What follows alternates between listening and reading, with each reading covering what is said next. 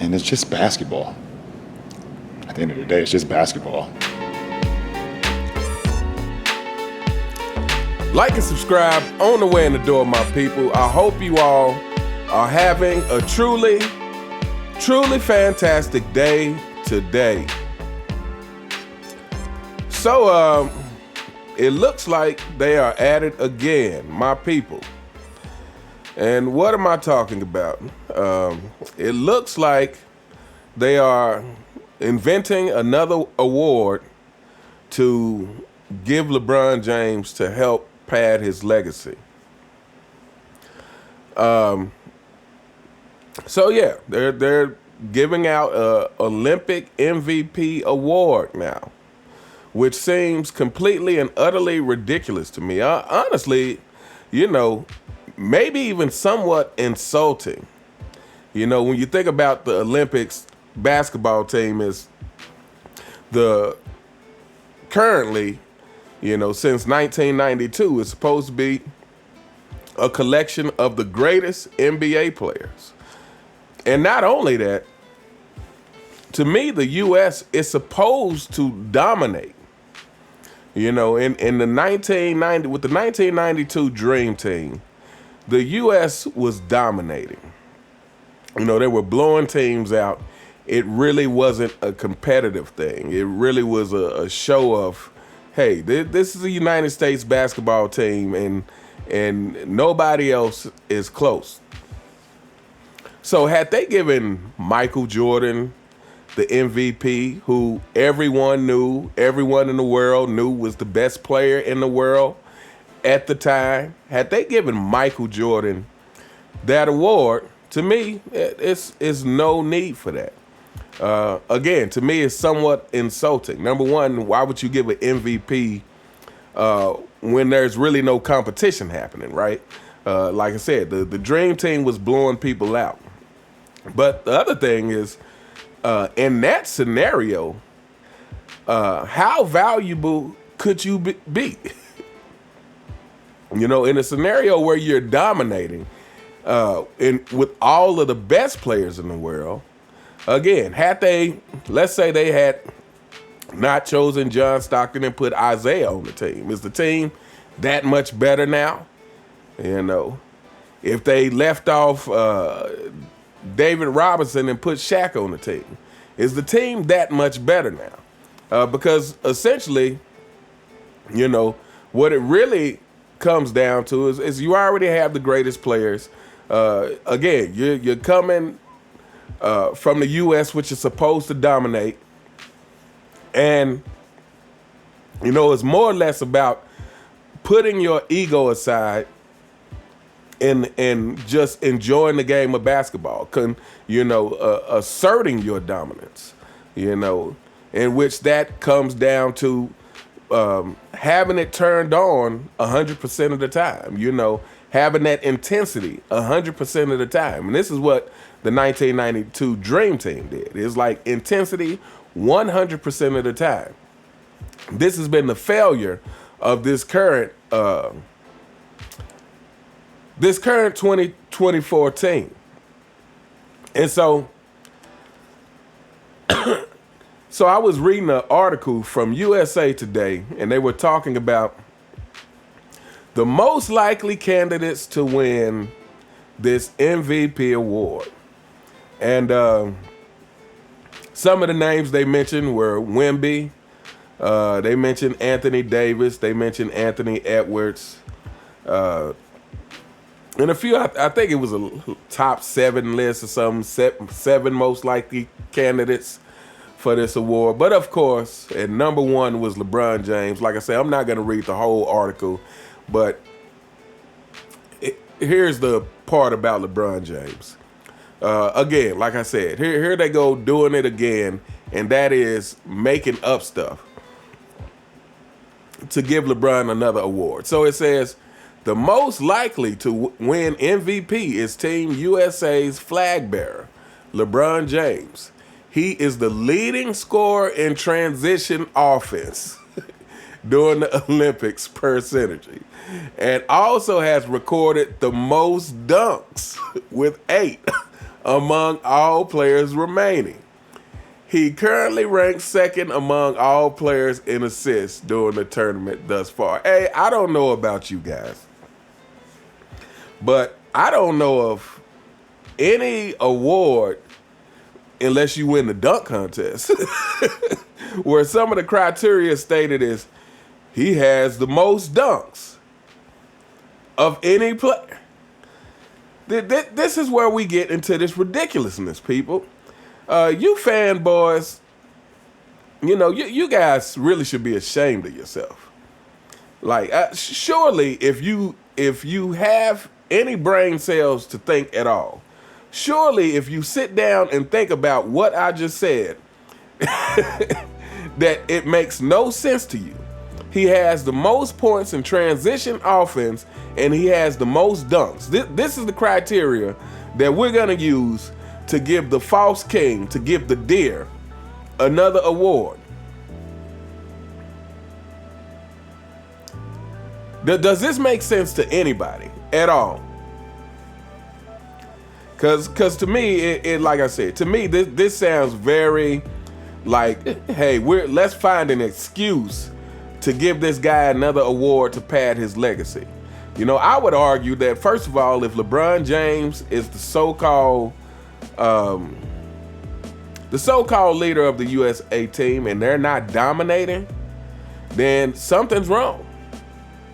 Then he shouldn't be the MVP. He shouldn't be the MVP because there shouldn't be an MVP. Again, this is the collection of the best players in the world. But like I said, the U.S. hasn't been really dominating these Olympics. And if that is under their leader, the deer, then this should be a strike against him.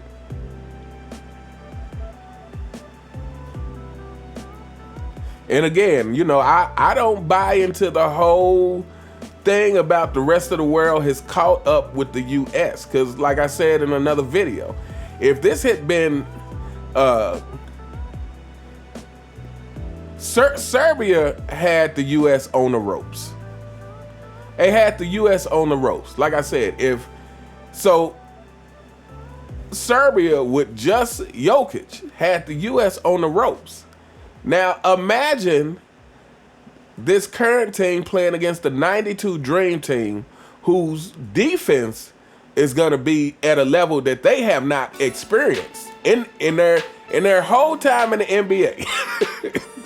LeBron James, Kevin Durant, Steph Curry, Anthony Edwards, Anthony Davis, none of these guys have experienced the kind of defense that will be played by Michael Jordan, Scottie Pippen, Ewing, Barkley, David Robinson, Magic, and I would even say Bird with a bad back, for that matter. None of these players on this current U.S. team have experienced what that kind of defense is like. They haven't experienced a Jordan and Pippen tandem. Again, Michael Jordan and Scottie Pippen used to put so much pressure on the ball handler, especially trapping and double teams, that it would make me feel uncomfortable watching it. I just like, man, they just harass people, So none of these current players have experienced that kind of defense. None of these kind of players have experienced going up against a player, with the exception of Kobe Bryant. But we're talking about a team full of this type of mentality, though. So this is the difference. So yeah, while LeBron has played Kobe, and some of these other players got the experience playing Kobe, but to play against a whole team full of that same kind of mentality, none of these players have experienced that. And so we're just talking about them on defense. None of this current 2024 team has experienced the kind of defense that will be played by the 92 Dream Team. And again, Serbia had them on the ropes. You think Serbia, fanboys, even you can't be this silly to think that Serbia would be capable of playing the kind of defense that the 1992 Dream Team would be playing. If you think that, you need to just go sit in the corner, sit in the corner and cry, or sit in the corner and think until you get your life figured out, and or go do some research, do something. But even you guys can't be that delusional to think that Serbia was playing the kind of defense that the 1992 Dream Team would be playing. And then if we talk about the offense of the 1992, Serbia doesn't have that kind of firepower. And yet they had Team 2024 on the ropes. So again, to me, this is clear as day that this Team 2024 would get annihilated by the 1992 Dream Team. And to me, this is also further that, like I said, the rest of the world hadn't really caught up as much as that the U.S., the NBA players who represent the U.S. have just gotten lazy and unpassionate about the game of basketball. They don't know how to have it turned on 100% of the time. They've let the money replace the passion for the game. And I'm not saying that the rest of the world hadn't gotten better, but it's way overblown.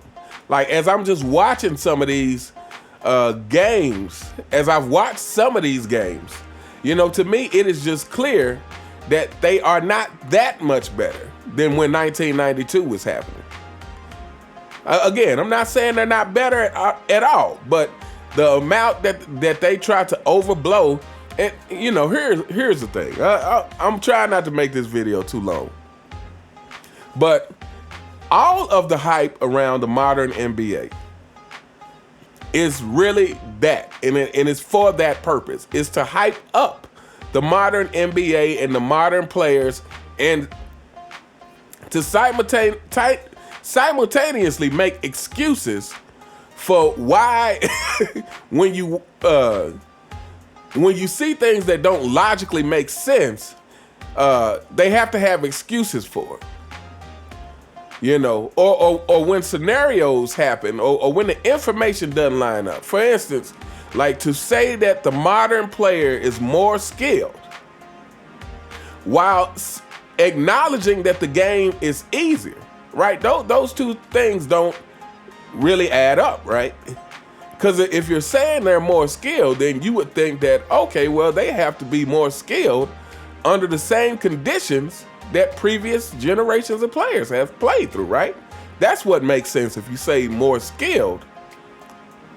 But if you say more skilled while acknowledging that, oh, well, it's easier to score nowadays, the 3-point provides more points, and all of these things that we know contribute to more points being scored. That they don't allow defense. They don't allow hand checking. It's the freedom of movement thing for the offensive player. All of these things. And you say that they're more skilled. Well, that doesn't add up. So, everything around this is hype. It's the more skilled. It's, LeBron James has to be the GOAT. So how do you make him the GOAT? Well, you make him the GOAT by saying, oh, well, his competition he faces is just incredible because these players are much more skilled. He has to be the GOAT. But here's the thing. If LeBron James is that great, if he's the modern version, right, of all this evolution of skill, because here's the thing about Michael Jordan. Michael Jordan was clearly the dominator of his decade.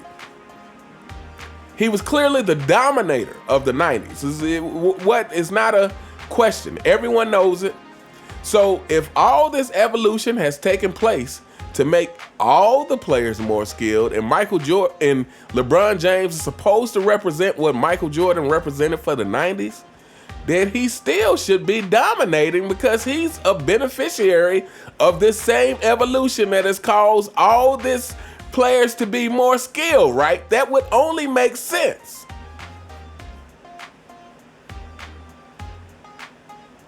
But again, The only way you can justify it, that the NBA can justify it, is by saying, well, LeBron James has faced all this competition because the players are more skilled.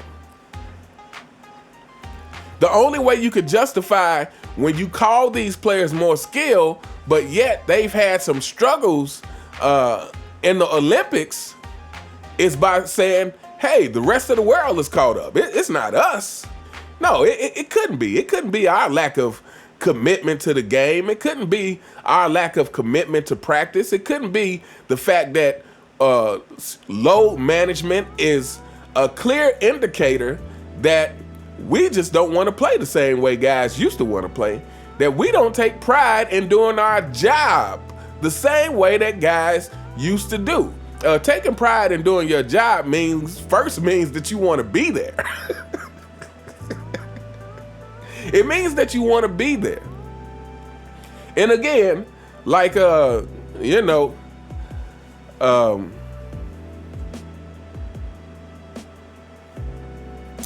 lost my train of thought. But yeah, playing 82 games was a thing of pride. Like, you had to want to show up to the job and do it. And you showed up for many reasons. You showed up, number one, because it was your job. You're getting paid to do that. This is what you're getting paid to do, like any other job. But you showed up for the fans because you understood that the fans allowed you to make the money you make, and you showed up to compete because you're a competitor and you want to compete. But yeah, you cannot tell me again that these current players want to compete when they're looking for every excuse not to play.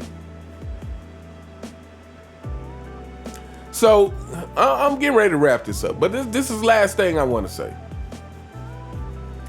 If there was ever an MVP of any Olympics, it would have to be the Redeem Team with Kobe Bryant.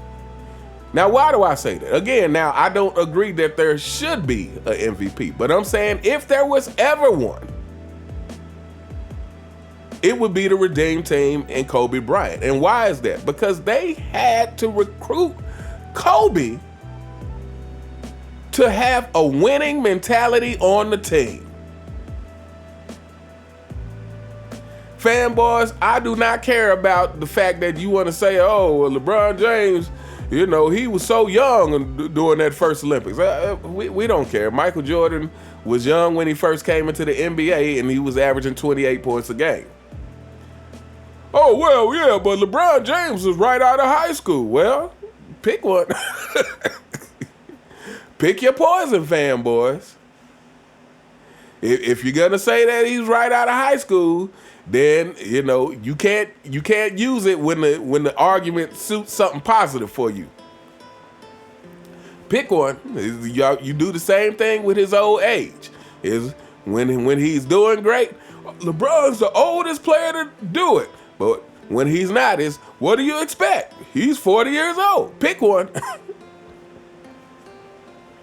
So yeah, Kobe, if there was ever one, it should be Kobe Bryant, due to the fact that Kobe had to be bought in so that someone who knew how to win, who had a winning mentality, basically who had the mentality of the old greats, like Michael Jordan, Magic Johnson, Larry Bird, and those guys. That's why Kobe had to be bought in. So if there was ever an MVP, it would be because they had to bring in someone who had that mentality, who understood how to keep the pressure on at all times, who understood how to keep the intensity on at all times, who understood that, hey, yeah, Pau Gasol's my teammate, but when he's on the opposite team, he's my enemy. And let me demonstrate that to everyone on the floor right now. Let me show everyone what time it is right now by running straight through Pau Gasol. Let me demonstrate this. Let me set the tone for everyone on the team so they understand what this is. And that this is not a game. This is not a joke. This is not a vacation for all of us buddies to get together and have a good time because we think we're so great that we're just gonna dominate all automatically. This is not that. Like this is serious business, because it's always serious business for me. That's Kobe Bryant. If everyone was gonna be given, it should have been given that year and that year only.